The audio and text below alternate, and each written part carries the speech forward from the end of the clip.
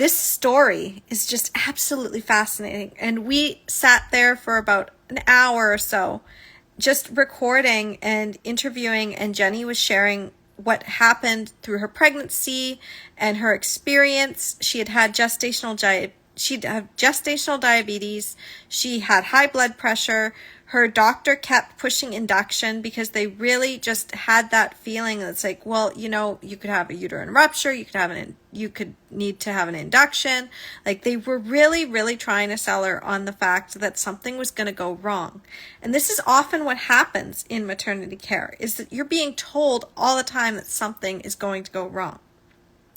The thing is that at one point in her birth, this is right after she had her baby, her doula and her partner and her had all three of them had caught this baby because she was standing as she was birthing. And then she walked over to the bed. And unlike a lot of us, when we have a physiological birth and we wait and wait for the placenta, in Jenny's case, the placenta came out right away. So what happened is that she was on the bed and she was just doing her thing and the placenta was coming out.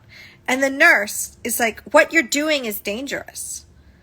And Jenny was really, really confused. She's like, what do you mean what I'm doing is dangerous? Like, I've already had the baby. Like, the baby has come out. The baby is on my chest. Like, the placenta is coming out on its own. Like, there's no need to touch me. There's no need to do any protocol or anything. Like, there's no danger here. Like, this is just a physiological birth. This is what needs to happen. I'm not losing massive blood volume or anything. Like, there was no danger. But the way that the nurse said it, it was just very interesting that she thought that a non-managed, completely physiological process was dangerous compared to the heavily managed process that often interferes with the physiological and leads to more intervention. So the nurse left, obviously. She left the room because Jenny wasn't letting her do any of the things that she didn't need to do. It's just something that's interesting is that this nurse witnessed a completely physiological birth, and she didn't have any appreciation for it.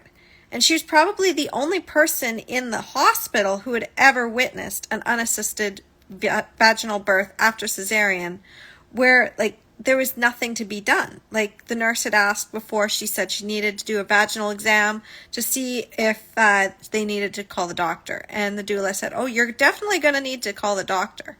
And, like, Jenny even knew, like, the baby was coming. Like, she had already started to have pushing contractions as she was heading off to the hospital. Like, this was imminent. Birth was imminent.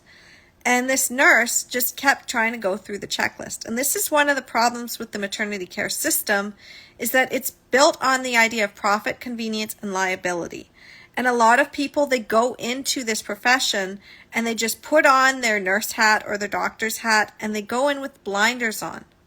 And as the client, as the one who's actually birthing the baby, you need to recognize that your nurse or your doctor or your midwife might be in that zone. They might be in that, I need to check off my tick boxes, I need to follow the protocol.